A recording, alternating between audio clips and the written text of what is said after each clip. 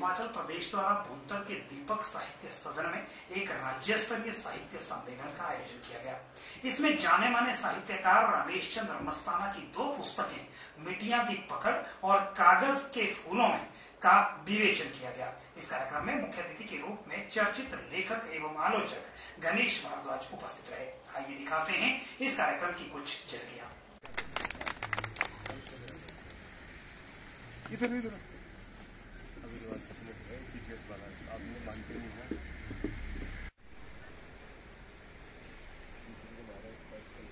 जूता है जो मिट्टी से आज तक जुड़ा रहा है, वो जो है वो कहाँ पहुंचा है और जिसने अपनी जड़ें जो है वो मिट्टी से अलग कर ली हैं, उसका जो है वो क्या हाल होता है, वो जो है वो बात है। और अंतिम जो मैंने एक जो है वो आलेख रखा है, वो है हिमाचली पहाड़ी भाषा को संवैधानिक मान्यता दिलवाने के लिए। क्या हमारी भाषा में कितनी योग्यता है, हमारी भाषा जो है वो कितने स्तर तक पहुंच चुकी है, इसमें संवैधानिक मान्यता और साहित्य अकादमी नई दिल्ली के द्वारा जो है वो मान्यता प्रदान करने में कितनी अड़चनें हैं, कितने जो है वो सकारात्मक और नकारात्मक पहलू जो है वो फैलाए जा रहे हैं, या लोग जो है वो शक की दृष्टि से, शंका की दृष्टि से जो है वो देख रहे हैं। तो वो एक आलेख रखा है और बीच के जो 25 आलेख है, उसमें सारे के सारे आलेख जो हैं वो लोक संस्कृति से संबंधित हो, चाहे वो संक्रांति पूजन है, चाहे वो जो है वो हमारी कुछ परंपराएं हैं, जैसे घराट है, हुक्का की परंपरा है, हमारे पूजा पाठ में जो है वो किन किन बेलों पत्तों का जो है वो क्या क्या महत्व है, इस प्रकार के जो है वो 25 आलेख जो हैं वो एक हमारी पहाड़ी भाषा के मान्यता के संदर्भ में और एक मिट्टियां दी पकड़ के संदर्भ में जो है वो उसमें जो है वो दिए गए हैं। शर्मा जी आप भी आओ। हो गया मौलवी जी करेंगे।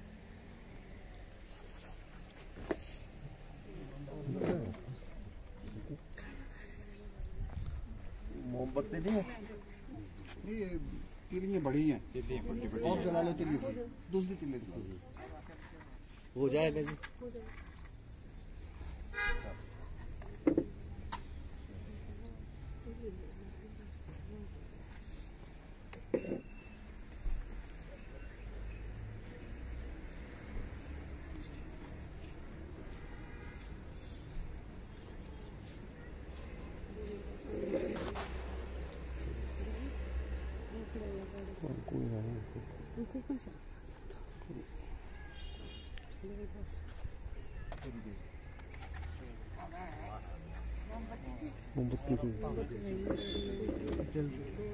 दो ही रहेगी।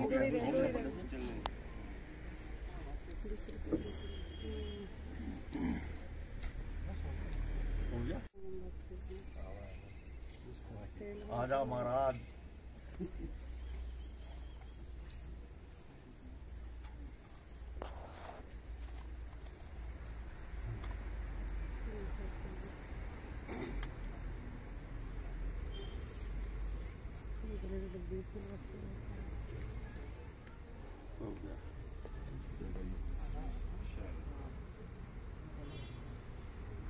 हवा ना हो तो जीवन कहाँ है, हवा तो चाहिए।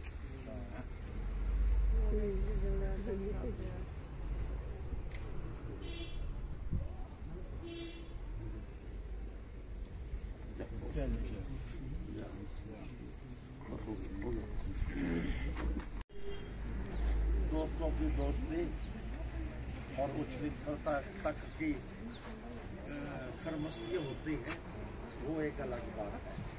जहाँ तक लेखन का प्रश्न है, आज जो हमारे मुख्य अतिथि हैं माननीय गणेश जी गनी भारद्वाज, ये हमारे उसी कैटेगरी के दोस्त हैं, मित्र हैं, रोज मिलने वाले हैं, मस्ती करने वाले हैं, गप्पे मारने वाले हैं। लेकिन आज इस मंच के ऊपर विराजमान हैं जो हमारे आज के इस कार्यक्रम के मुख्य अतिथि हैं। मैं इनका दिल की गहराइयों से स्वागत करता हूं और आपसे भी चाहूँगा कि इनकी सम्मान में इतनी तालियां बजाई जाए कि बिजली महादेव तक नहीं जाए।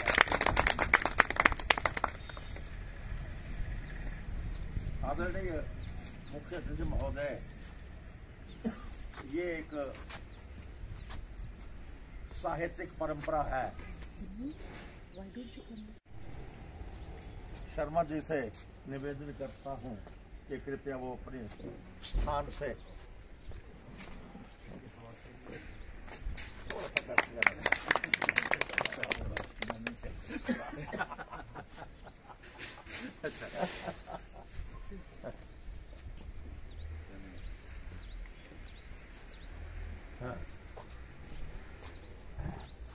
मौलाना साहब का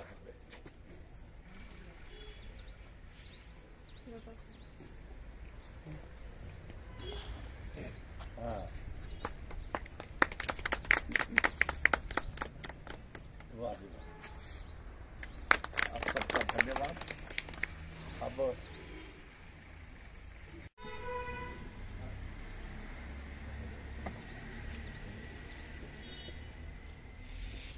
हमारे और नवोदित पत्रकार और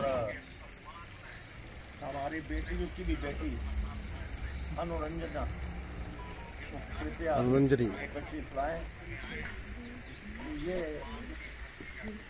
लिखती तो है, धमाकेदार लिखती है, अब साहित्य की ओर भी अग्रसर हुई है। उनका तालियों से इतना स्वागत करें। बंदर जो है वो भी।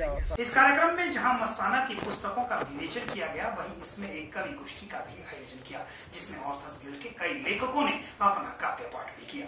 क्या कृति का गुणगान करूं, नन्ही सी दीप शिखा में क्या कृति का गुणगान करूं। प्रबुद्ध प्रभाकर प्रतिभा पुंज क्या आपका मैं बखान करूं। प्रबुद्ध प्रभाकर प्रतिभा पुंज क्या मैं आपका बखान करूं। परम सम्मान्य मुख्य अतिथि महोदय, सभी अतिथि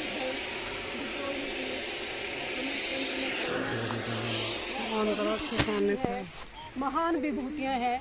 मैं सभी के साथ क्या क्या विशेषण लगाऊं, जितने भी उपस्थित हैं, मैं क्या गुणगान करूं, क्या बखान करूं। मैं तो एक छोटी सी लेखिका मात्र हूं, तो मेरा ये परम सौभाग्य मैं मानती हूँ कि विद्रोही जी ने मुझे ये कार्य सौंपा। ना जाने क्या समझकर सौंपा, मैं तो कुछ भी नहीं हूँ कि मैं इतने बड़े हिमाचल के एक दिग्गज साहित्यकार की पुस्तक पर विवेचन करूँ। मेरी वाणी में इतना सामर्थ्य नहीं है कि मैं इतने बड़े साहित्यकार की पुस्तक का विवेचन करूँ। मैं क्या कहूँ, माना कि मैं लेखन से जुड़ी हूँ, परंतु इतने बड़े दिग्गज लेखक की पुस्तक का मैं क्या गुणगान करूँ, मेरी वाणी में इतनी सामर्थ्य नहीं है। फिर भी मुझे विद्रोही जी और समस्त टीम का आभार व्यक्त करना है, जिन्होंने मुझे इस योग्य समझा। महोदय, इतना तो आप सभी समझते हैं कि मिट्टी की खुशबू और मुख्य रूप से मिट्टी के ऊपर मिट्टी की जो पकड़ है, हमारी जड़ें, हमारी जो है आधार मिट्टी में ही पनपते हैं। मिट्टी की सौंधी सुगंध से हम पलते बढ़ते हैं। यदि हम अपनी मिट्टी को ही छोड़ दें तो हमारे पास विरासत के रूप में क्या रह जाएगा। अब इस मिट्टी से जुड़ी हुई परंपराएं, रीति रिवाज, जिनमें हम जिस हवा में हम सांस लेते हैं, जिस प्रकृति के बीच में हम पलते बढ़ते हैं, हमारे जो रीति रिवाज है उसी से जुड़े हैं। हम उसी में अपनी सांस लेते हैं, उसी में तो हमारी जितनी भी परंपराएं हैं उसी से संबंधित है। परंपराओं का जन्म हुआ है। इन सब में वहाँ के नदी नालों और झरनों के पानी की कल कल में एक रूपता और रिदम या संगीत लहरी पनपती हुई दिखाई देती है।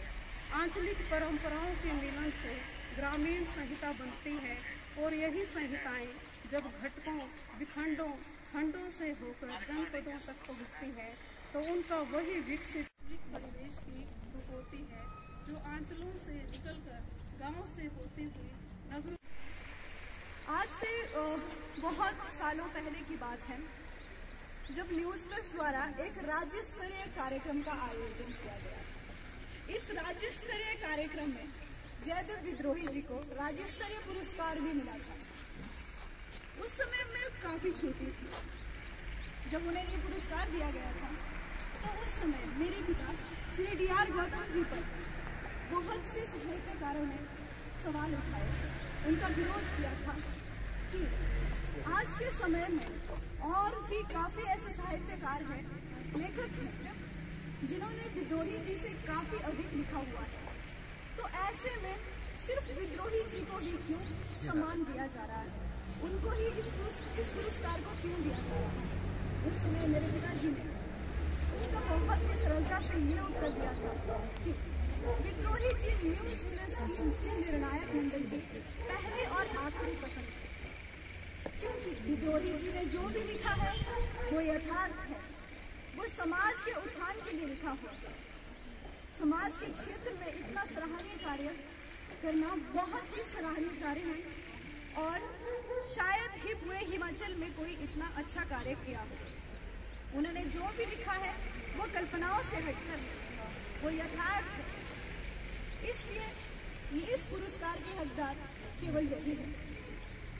वे नवोदित लेखकों के लिए, नवोदित साहित्यकारों के लिए जो कार्य कर रहे हैं, शायद ही हिमाचल का कोई और साहित्यकार ये कार्य कर सकता है। मैं भी काफी समय से इनके साथ जुड़ी हुई हूँ। मुझे भी ये साहित्य पढ़ने का मौका मिला, इनके साहित्य को देख रही हूँ। आज मुझे इसका आभास हो रहा है कि उस समय जो मेरे पिताजी ने कहा था वो सही था। विद्रोही जी के बराबर साहित्यकार आज के समय में मेरी नजर में कोई नहीं है। इन्होंने जो भी लिखा है समाज के लिए लिखा है। मुझे भी इन्होंने ही मंच प्रदान किया है। मैंने अभी कविताएं लिखना शुरू भी किया है, लेकिन अच्छा मंच अभी तक प्रदान नहीं हुआ। मैं सिर्फ और सिर्फ इनके माध्यम से ही अपनी कविताओं को प्रस्तुत कर पाती हूँ। इसलिए मैं इनका बहुत बहुत आभार व्यक्त करना चाहूँगी कि ये मुझे मौका देते हैं। मैं ही नहीं, बल्कि मैं तो ये कहूँगी कि बहुत से नए लेखक ऐसे हैं जिनको ये मंच प्रदान कर रहे हैं। इनकी वजह से ही वे अपनी प्रतिभा को निखार पा रहे हैं और उन्हें एक अच्छा मंच मिल रहा है। धन्यवाद। शुरू करते हैं और आज मुझे मालूम है कुछ हमारे यहाँ साहित्यकार ऐसे हैं जिनको बहुत जल्दी है निकलना है, कुछ उनका आग्रह है कहीं और भी जाना है। तो मैं सबसे कोशिश करूंगा कि जिनको थोड़ा जल्दी है उनको पहले बुलाऊं और भी किसी को जल्दी हो तो मुझे आप बताया ना। तो सबसे पहले मैं इस कड़ी में शालू देवी को बुलाना चाहूँगा कि उसको जो 3 जगह जाना है, ये आने रही थी, इसको जबरदस्ती बोल के मैं लाएंगे तो जल्दी फ्री कर देंगे। तो मैं चाहूँगा वो आए। अपनी रचना ये बहुत दमदार कवित्री है, भूमतो स्कूल की ये मेरिट होल्डर रही है हमेशा और काफ़ी नाम है, वहाँ की बेस्ट एंकर है भूमतो स्कूल की है। मुझे भी मालूम नहीं था, लेकिन मैं कवरेज के लिए गया था इनके स्कूल में, तो वहाँ के प्रिंसिपल ने बताया कि हमारी सबसे अच्छी बच्ची है भूमतो स्कूल की। तो मैं शालू का स्वागत करता हूँ यहाँ पे। ये पहली बार यहाँ आई है हमारे ऑफिस और कार्यक्रम में तो आई, लेकिन घर में पहली बार आई है। तो आप सबको मेरा नमस्कार। आप सब कैसे हैं? लगता है जोर नहीं रहा आज कुछ। बोलिए बहुत अच्छे हैं। कोरोना के बाद बहुत अच्छे हैं। मैं आप सबका धन्यवाद करती हूँ और मुझसे कुछ त्रुटियां हो जाए तो उसके लिए मुझे तो आज जो मेरी कविता है वो उन लड़कियों से संबंधित है जो यौन शोषण पीड़िता है। तो मैं अपनी कविता शुरू करना चाहूंगी। मेरी कविता का शीर्षक है हालात। तनाव पैदा हो रहा है, दिल दिमाग रो रहा है। तनाव पैदा हो रहा है, मानो कोई दबा रहा हो, भीतर ही भीतर खा रहा हो। एक दर्द में लिखे गए हैं, वो आने वाले समय में इसका नाम यकीनन होगा। मुकाम यूं ही हासिल नहीं होते कामयाबी के, मुकाम यूं ही हासिल नहीं होते कामयाबी के। बहुत कुछ करना पड़ता है, बहुत कुछ सहना पड़ता है। आज हमारे बीच एक और ऐसी शख्सियत है, डॉक्टर ओम हरि चतुर्वेदी। ये बेडूगाम गरसा जो है वहाँ के डायरेक्टर है। वहाँ सब कुछ इनके कहने से ही सब कुछ होता है और उसके साथ साहित्य लेखन में बहुत बड़ा नाम है। और इनके गुरुदेव हैं, वो पिछले साल यहाँ आए थे। उनको हजारों रचनाएं अपनी लंबी लंबी कई पूरी किताबें जो है उनको पूरी याद पड़ी है, 90 से ऊपर उनकी उम्र है, लेकिन बहुत बड़े कलाकार हैं। उनके शागिर्द रहे हैं डॉक्टर साहब, उनसे ही सीखा है। तो मैं डॉक्टर साहब को बड़े विनम्रता से मंच पर बुलाना चाहूँगा। मैं चाहूँगा कि वो अपना जो भी रचना सुनाना चाहे। डॉक्टर साहब भजन भी बड़े अच्छे गाते हैं। यहाँ जितने मंदिर हैं, राधा कृष्ण मंदिर है, वहाँ पे अक्सर इनके प्रोग्राम होते हैं। भागवत बहुत अच्छी करते हैं और साथ में साहित्य तो इनका बचपन से ही रहा है। डॉक्टर साहब स्वागत है।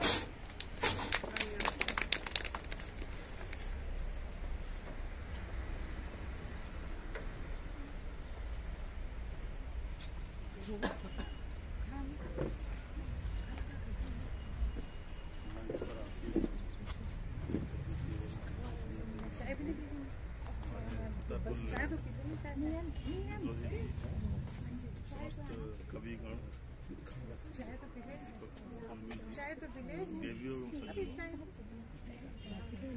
मैं पेशे से कवि तो नहीं, क्योंकि मैं पशु पोषण का प्राचार्य वैज्ञानिक हूँ।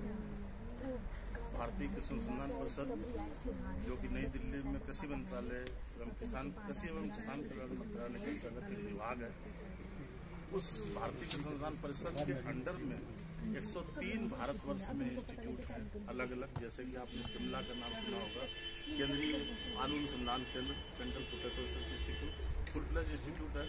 Directorate of mushroom research Solan में है, नौनी, वो भी फुल फ्लेज इंस्टीट्यूट है कंडाघाट में। और कुछ स्टेशन है, वही हिमाचल में 2 ही फुल फ्लेज इंस्टीट्यूट है, रिसर्च इंस्टीट्यूट ICR के। से हम पारस के स्पर्श से जो कुधा तो लोहा है वो भी सुभावना हो जाता है। तो हमने सत्संग किया है। काक होए बक काक होए पिक बको मराला, उसका तो तुरंत फल मिलता है सत्संग। अपने देवेंद्र गौड़ जी से कहूँगा कि कृपया आए वो अपनी रचना के साथ। इनका भी बहुत ही शानदार अंदाज रहता है बोलने का, बहुत अच्छा लिखते हैं देवेंद्र गौड़ जी। अब तो सेवानिवृत्त हो गए हैं, तो अब तो सिर्फ लेखन का ही काम है इनके पास। जोश व सागर की जान है उर्दू, एक जोड़ी रफ़ी की व साहिर की, इनके नगमों की शान है उर्दू। 700 साल है इसकी उम्र, 700 साल है इसकी उम्र, आज तक नौजवान है उर्दू। यही मित्र सखा और चहचर, वो खुले खेत फलों के बाग, हुए छूमन कर गए कहाँ आज। कमरे में सिमट के सारे खेल, पकड़ आई छुप छुप रेल। आंटी बनी चाची ताई, आंटी बनी चाची ताई, दादी ग्रैनी कहलाई। माँ लुप्त हुई, माँ लुप्त हुई, मम्मी आई, कोई माँ को ढूंढो भाई। ओल्ड हूँ बना नया बसेरा, नानी दादी डाले डेरा। छोटी सोच छोटा परिवार, छोटी सोच छोटा परिवार, सिद्धांतों मूल्यों की तकरार। ये मन कुछ समझ न पाया, ये मन कुछ समझ न पाया, क्या खोया क्या पाया। धन्यवाद आपको। मैं नमन करना भूल गई, उसके लिए माफी चाहती हूँ। मिट्टी से जुड़ा हुआ था और लोकमानस के दायरे के बाद आज हम दोनों क्यों खफा हैं एक दूसरे से, मैं उसे और वो मुझे समझा रही थी। बालम अब के सावन घर आजा, आखिरी 2 लाइनें हैं। जब से गए हो, जब से गए हो, जब से गए हो, जब से गए हो, परदेस पिया। जब से गए हो, परदेस पिया। लागत नहीं हमरा जिया, लागत नाही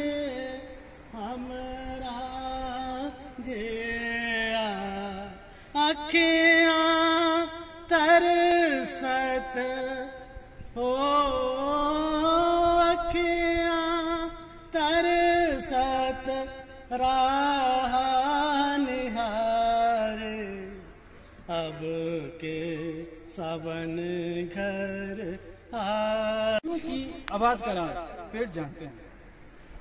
पेड़ जानते हैं जानवरों की भूख प्यास और उनका बसेरा कहाँ होता है। पेड़ अक्सर देखते हैं पहाड़ों की ऊंचाई और उनकी गहराई को, और इनकी गोद में पल रहे हर एक जीव जंतु पशु पक्षी को हमेशा खुश देखना चाहते हैं।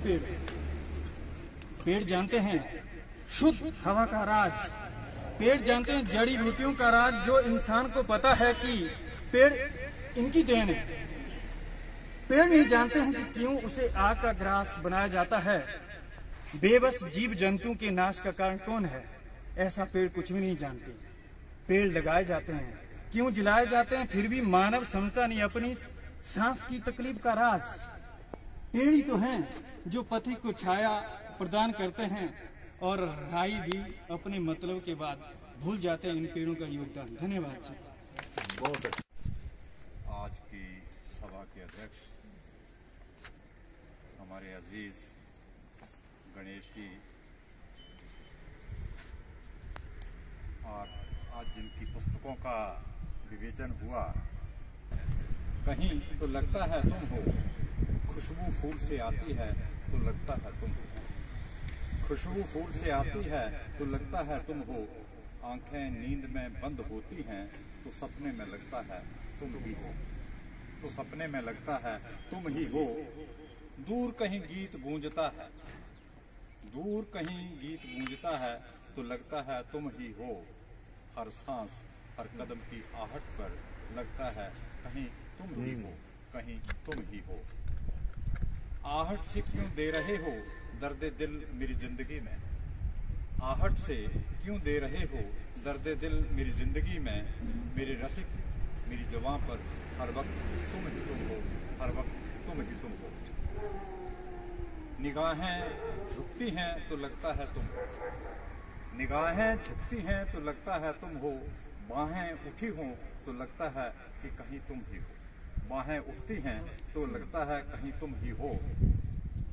मेरी गालों को हवा छुए तो लगता है तुम, मेरी गालों को हवा छुए तो लगता है तुम हो, हवा सहलाए सिर के बालों को तो लगता है तुम ही हो, तो लगता है तुम ही हो। आगे काफी गुम हो जाती है, कभी प्लेट गुम हो जाती है। तो आज भी वही हुआ कि जो असली लिखा है कहीं वो मिल गया। तो घर वाले को कहा तो तलाश कर जा करके, तो वो भी पुराने ले आई। तो जो कुछ भी है मेरे, मैं आपके सुपुर्द कर रहा हूँ। सारांश है जीवन का। जीवन निर्धारित दायित्व सभी, जीवन निर्धारित दायित्व सभी, धीरे धीरे निपट लिए, धीरे धीरे निपट लिए।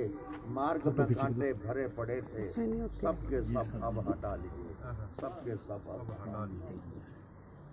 बस एक ही चिंता शेष बची, बस एक ही चिंता शेष बची है, जिए तो जिए अब किसके लिए।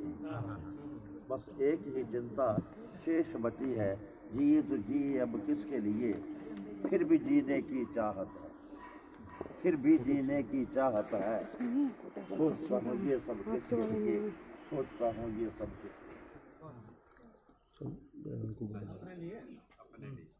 आधार परिभूत है विधना के, आघात परिभूत है, आघात परिघात है विधना के, आघात परिघात है विधना के। दशकों से खेलिए चलता आया, दशकों से खेलिए चलता आया। जब जब मुझ पर आरोप लगे, ये दामन दूध से उजला पाया, ये दामन दूध से उजला पाया। अवांछित स्वार्थी तत्वों ने मिलकर, अवांछित स्वार्थी तत्वों ने मिलकर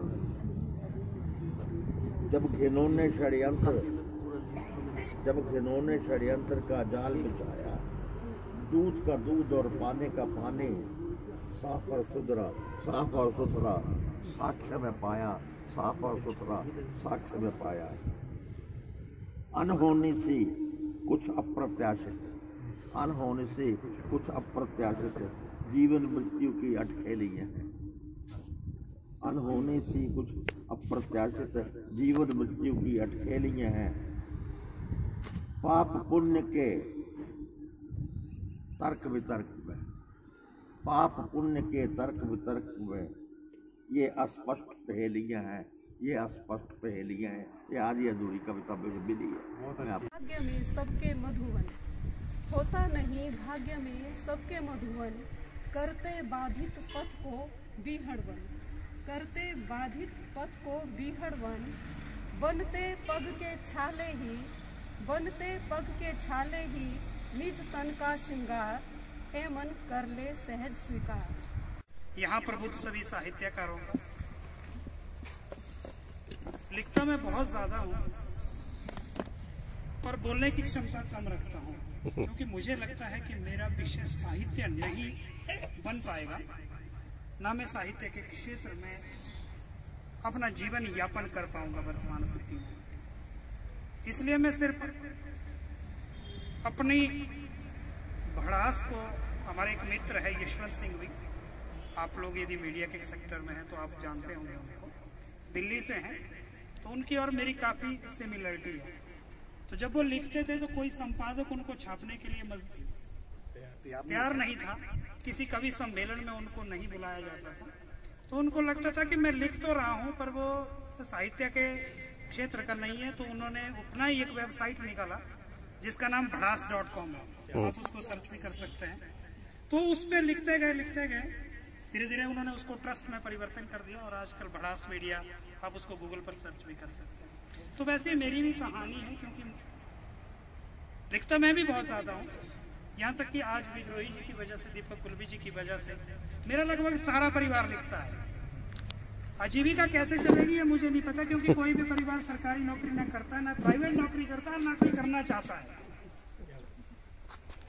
मेरा बेटा है, गीत खुद लिखता है, खुद गाता है, उसको लगता है कि मैं किसी के लिखे लिरिक्स नहीं बोलूंगा।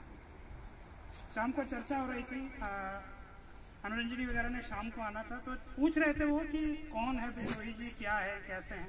तो मैंने उनको बताया था कि 15 साल पहले जब न्यूज़ प्लस बिल्कुल धाराशाही हो गया था, हमारी सारी उम्मीदें खत्म हो गई थी कि शायद हम नहीं कर पाएंगे, तब विद्रोही जी ने हिम्मत उठाई, खुद कार्यालय चल के आते थे। आज से लगभग 15 साल पहले की बात है। इनकी हिम्मत की वजह से हमने उसको जिंदा रखा। और मैं उनको सिर्फ बता ही रहा था कि इस तरह का उनका नेचर है। तो उन्होंने शाम को ना 4 लाइनें वो लिख दी और कहा कि मैं उस पर लिख रहा हूँ। मैं और जो कल्पना ने अभी यहाँ पे सुना, तो पूरा परिवार लेखन के क्षेत्र में और सिर्फ विद्रोही जी की वजह से है, दीपक कुलबी जी की वजह से, यहाँ तक कि मैं किसी दूसरे साहित्य संगठन से नहीं जुड़ा हुआ हूँ, क्योंकि मेरा विषय साहित्य नहीं है। मैं जर्नलिज्म के सेक्टर में हूँ और पत्रकारिता ही मेरा विषय है और पत्रकारिता ही मेरा धर्म है और पत्रकारिता ही मेरी आजीविका है। आप सब लोगों का धन्यवाद, आप लोगों के बीच में आने का मौका मिलता है, थोड़ी सी ऊर्जा मिलती है, लगता है कि यार नहीं, हम भी अच्छे लोगों की संगत में।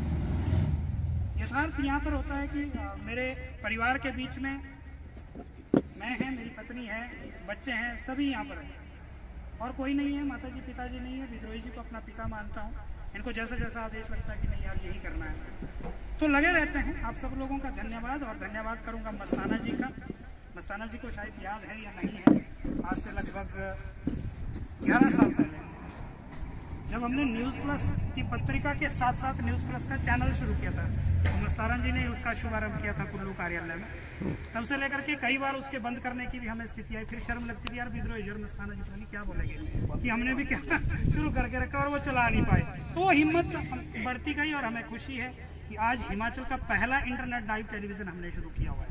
हिमाचल के अंदर दूसरी किसी की हिम्मत। आज हाल बेहाल हो गई, कल कल करती थी जो कल तक, आज हाल बेहाल हो गई। डैम के पैर में फंसी यूं ही नदी वो झील ताल हो गई। डैम के पैर में फंसी यूं ही नदी वो झील ताल हो गई। और बेईमानी का दामन था घर बार अपना जो भर लिया, बेईमानी का दामन थाम घर बार अपना जो भर लिया। कंगाल थी कभी जो किस्मत, पल में माला माल हो गई। कंगाल थी कभी जो किस्मत, पल में माला माल हो गई। और जिंदगी में ऐश की खातिर कुछ ख्वाहिशें जो रखी हमने, जिंदगी में ऐश की खातिर कुछ ख्वाहिशें जो रखी हमने। कट रही थी जो आराम से, अब जी का जंजाल हो गई। कट रही थी जो प्रदान करने के लिए। मुझे शायद अभी कविता लिखने का ज्ञान तो नहीं है, फिर भी अपनी भावनाओं को प्रस्तुत करने के लिए कुछ लिखती रहती हूँ और कुलवी सर के माध्यम से प्रस्तुत करती रहती हूँ। कुछ समय पहले मैंने एक कविता लिखी थी, मैं वही कविता आप सभी के समक्ष रखना चाहूँगी। कविता का शीर्षक है ये दुनिया अभी बदली है। माँ अभी तेरी कोख में ही थी मैं, कुछ डरी कुछ सहमी सी। आंखें मेरी बंद थी माँ, फिर भी होंठों पर एक नन्ही मुस्कान थी। आंखें मेरी बंद थी माँ, फिर भी होंठों पर एक नन्ही मुस्कान थी। किया क्षण उसी क्षण था तुझसे प्रश्न मैंने, किया उसी क्षण था मैंने प्रश्न तुझसे। बेटी हूँ तेरी मुझको भी तू जनेगी ना, बेटी हूँ तेरी मुझको भी तू जनेगी ना। फिर तू कही थी ये बात मुझसे, फिर तू कही थी ये बात मुझसे। अब बदल गई है दुनिया बेटी, अब तुझको भी ये सम्मान देगी। अब बदल गई है दुनिया बेटी, अब तुझको भी ये सम्मान देगी। तूने डर को मेरे खत्म कर, तूने डर को मेरे खत्म कर एक नया साहस भरा था। तूने डर को मेरे खत्म कर एक नया साहस भरा था। फिर तूने मुझे जन्म देकर इस दुनिया से मिलवाया, फिर तूने मुझे जन्म देकर इस दुनिया से मिलवाया था। आज इसी क्षण करूं फिर से एक प्रश्न तुझसे, आज इसी क्षण फिर से करूं एक प्रश्न तुझसे। बेदर्द है ये दुनिया क्यों किया भरोसा इस पे, बेदर्द है ये दुनिया क्यों किया भरोसा इस पे। माफ कर ए माँ मेरी, माफ कर ए माँ मेरी, ये दुनिया अभी समझी नहीं, इस दुनिया को तू अभी समझी नहीं। बड़ी भोली है तू माँ मेरी, बड़ी भोली है तू माँ मेरी, ये दुनिया अभी बदली नहीं, ये दुनिया अभी बदली नहीं। पहले प्रत्यक्ष रूप से करती थी अपमान, पहले प्रत्यक्ष रूप से करती थी अपमान। अब अप्रत्यक्ष रहकर करती है बार, अब अप्रत्यक्ष रहकर करती है बार। क्रूरता देख इस जग की माँ, क्रूरता देख इस जग की माँ। कैसे जिएगी तेरी नन्ही जान, कैसे जिएगी तेरी नन्ही जान। Thank you.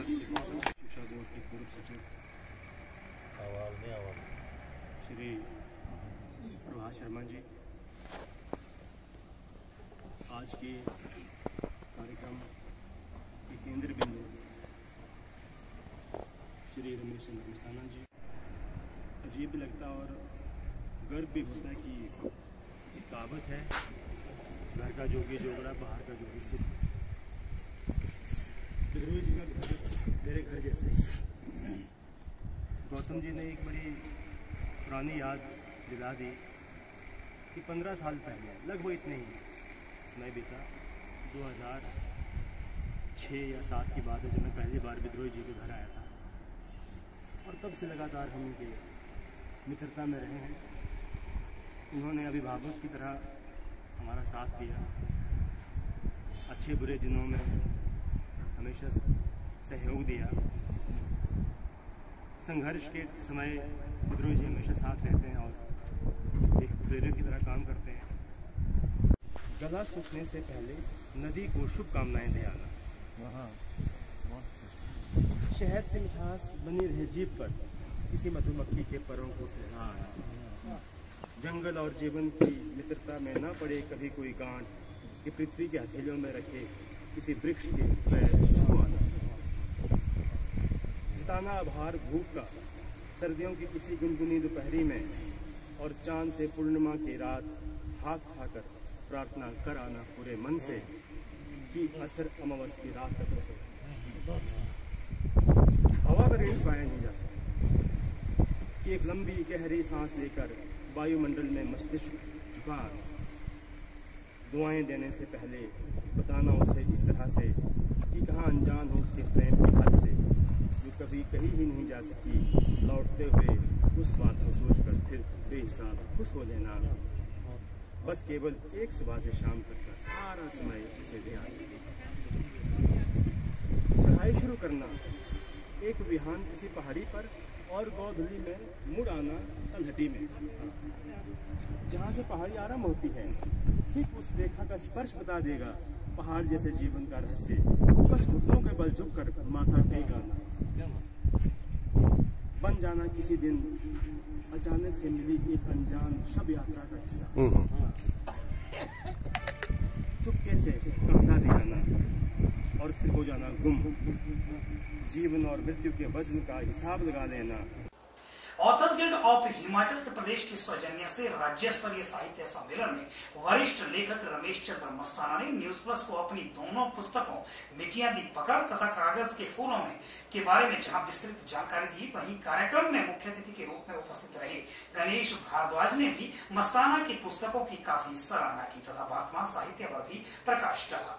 आइए देखते हैं ये रिपोर्ट। मस्ताना जी, जो दो किताबों का आज विवेचन किया गया, किन चीजों पर आधारित है ये दोनों किताबें? आज की मेरी दो पुस्तकें जो हैं वो एक हिंदी काव्य संकलन की है और दूसरी जो है वो पहाड़ी आलेख संग्रह की है। जो हिंदी की काव्य संकलन की किताब है उसका शीर्षक है कागज के फूलों में, और उसमें 56 कविताएं जो हैं वो विविध रंगी और विविध रसी कविताएं हैं। उसमें कुछ जो है वो गजलनुमा कविताएं हैं, कुछ सामाजिक रीति रिवाज बिहार की कविताएं हैं, कुछ हाइकू हैं, कुछ दोहे हैं, कुछ कुंडलियां हैं, और मतलब ये है कि छंदोबद्ध रचनाएं भी हैं और स्वच्छंद कविताएं भी जो है वो उस पुस्तक में संकलित हैं। उस पुस्तक का जो है वो जो मेरा परिचय है वो विद्रोही जी ने लिखा हुआ है, और जो उसका प्राकथन है वो जो है वो आदरणीय प्रभात शर्मा जी, जो कि रिटायर्ड हिमाचल प्रदेश स्कूल शिक्षा बोर्ड है, उन्होंने लिखा हुआ है। जो दूसरी पुस्तक है मिटियां दी पकड़, ये जो है वो पूर्ण रूप से हमारी हिमाचली पहाड़ी जो हमारी माँ बोली है और अपनी मिट्टी की कदर करता है, वो व्यक्ति कभी भी जिंदगी में धोखा नहीं खा सकता है। इस मिट्टी से ही हमें जन्म मिला है, इसी से हम बने हैं और इसी में जो है वो हम विलीन भी हो जाएंगे, और यही हमारे जीवन का जो है वो आधार है। चाहे खेती बाड़ी हो, फल हो, सब्जियां हो, जो कुछ भी हमें मिलता है वो इस मिट्टी से ही मिलता है, और हमें इस मिट्टी के प्रति जो है वो पूर्ण रूप से जो है वो ऋणी भी रहना है, और इसका उत्तरदायी जो है वो हमें बनना है, और ये हमें ऋण भी चुकाना भी है। इसके साथ इसमें जो बाकी जो आलेख हैं, जैसे जो संक्रांति पूजन है, जो मतलब कुछ एक मैंने जो है वो वीर महान पुरुषों की गाथाएं भी इसमें जो है वो लगी हुई हैं, जिसमें हमारे एक कांगड़ा के जो है वो बहुत वीर पुरुष हुए हैं वजीर राम सिंह पठानिया जी, उनके ऊपर 12 जो है वो लिखी गई हैं, वो 12 भी इसमें संकलित की हुई है मैंने, और उनका पूरा जीवन जो उन्होंने जो है वो अंग्रेजों के साथ भारत को स्वतंत्र करवाने के लिए जो उन्होंने लड़ाइयाँ लड़ी थी, और उनका जो योगदान है वो सारा अंकित किया गया है। साथ में ही मैं आपको बताना चाहता हूँ कि हमारा गांव जो नेटी है वो एक ऐतिहासिक गांव है। वो राजा चंबा के या चंबा रियासत के बीच में जो है वो अंतिम गांव आता था, और जो राजा चंबा राज सिंह थे उनको धोखे के साथ जो है वो राजा संसार चंद के जो कुछ एक सैनिक आए थे, उन्होंने उसे धोखे से मारा था, और मारा जो था वो इस ढंग से कि वो पूजा में बैठे हुए थे, और एक व्यक्ति ने जो है वो इस प्रकार से जो है वो तलवार चलाई कि उनका खोपड़ी का ऊपरी सिरा जो है वो पूरा उड़ गया था। लेकिन उनके ऊपर जो है वो देवी की जो है वो इतनी अपार कृपा थी, उन्होंने अपनी तलवार जो है वो उठाई, और अकेले ही जो है वो, क्योंकि उनके सैनिक जो है वो दूर पार थे, थोड़े से अंगरक्षक उनके पास थे, वो मारे गए वहीं पर, और वो अकेले जो है वो लड़ते हुए जो है वो करीब जो है वो 2.5-3 किलोमीटर और 2.5 घड़ी दिखा, 2.5 घड़ी मतलब आज से 1 घंटे तक वो जो है वो लड़ते रहे थे, और जिस शिला की आड़ में आकर के उन्होंने जो है मतलब अपने सैनिकों को, मतलब उनको अपने दुश्मन सैनिकों को मारा था, उस शिला के ऊपर उसी समय पड़ोस में जो है वो किसी बुढ़िया ने बोला कि देखो राजा बिना खोपड़ी के लड़ रहा है। तो ये आवाज जब उनके कानों में पड़ी और उन्होंने अपने सिर के ऊपर हाथ फेरा तो वो खून से जो है वो लथपथ हो गया और उन्होंने उसी शिला के ऊपर वो हाथ मारा और वहीं वो शहीद हो गए थे। आज भी वो शिला स्मृति शिला के रूप में है और उनके बेटे ने वहां पर एक जो है वो शिव मंदिर जो है वो बनाया हुआ है। और 20-21 मतलब आषाढ़ प्रविष्टे 7 को जिस दिन उनका जो है वो बलिदान हुआ था उस दिन जो है वो नेटी में मेला लगता है। तो एक ये आर्टिकल भी उसमें है। बाकी दूसरी चीजें जैसे हमारी विरासतें हैं, कुछ घराट है हमारी हुक्का परंपरा है और दूसरी जितनी प्राचीन चीजें हैं वो सारे के सारे आलेख जो है वो मैंने इसमें रखे हुए हैं। और अंतिम आलेख जो रखा है वो मैंने रखा है हमारी जो माँ बोली हिमाचली पहाड़ी है उसकी संवैधानिक मान्यता प्रदान करने के लिए जो है वो हमने आग्रह जो है वो सभी से करते भी है और इस पुस्तक के माध्यम से जो है करने का प्रयास किया है ताकि उसको जो है वो संविधान की 8वीं अनुसूची में स्थान मिले। साहित्य अकादमी नई दिल्ली जो है वो उसको मान्यता दे। तो उसमें जो पक्ष विपक्ष में जितनी बातें की जाती हैं वो सारी की सारी जो है वो उसमें पक्ष की बातें बताई हैं और विपक्ष की बातें बताई हैं। लेकिन आज हमारी जो मातृबोली माँ बोली है वो इतनी समृद्ध है, उसमें इतना साहित्य रचा जा चुका है, लोग जो है वो इसके जो है वो रचना क्रम में लगे हुए हैं। तो ये चीज जो है वो सब जो है वो आनी चाहिए और हिमाचल सरकार को भी जो है एक प्रस्ताव पास करके जो है वो केंद्र सरकार को जो है वो भेजना चाहिए।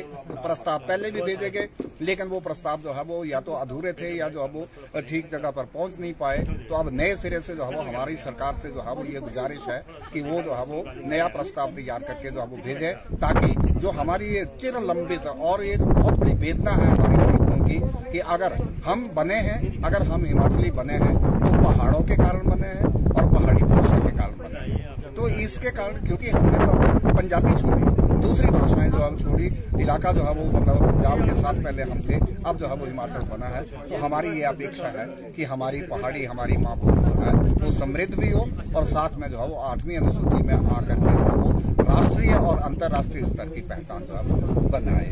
तो ये एक कोरोना काल का जो है वो एक प्रकार से मैं कह सकता हूँ कि हमें समय मिला, लेखकों को समय मिला और हमने अपना लेखन को जो है वो इस प्रकाशन के माध्यम से यहाँ पर जो है वो इस साल के 2020 की उपलब्धि जो है वो 2021 में जो है वो ये आई है और ये सारा कुछ जो है वो हम कर पाए हैं। तो मैं आज के जो यहाँ पर एक कुल्लू में जो है वो ये विवेचन कार्यक्रम जो है वो हुआ है ऑथर्स गिल्ड का भी धन्यवाद करता हूँ और साथ में जो न्यूज प्लस चैनल है उसने जो इसका जो है वो सारा का सारा जो है वो प्रबंध भी किया और इसको लाइव टेलीकास्ट करने का भी जो है वो आज के कार्यक्रम में बस इतना ही। अगले कार्यक्रम तक के लिए मुझे दीजिए इजाजत। नमस्कार।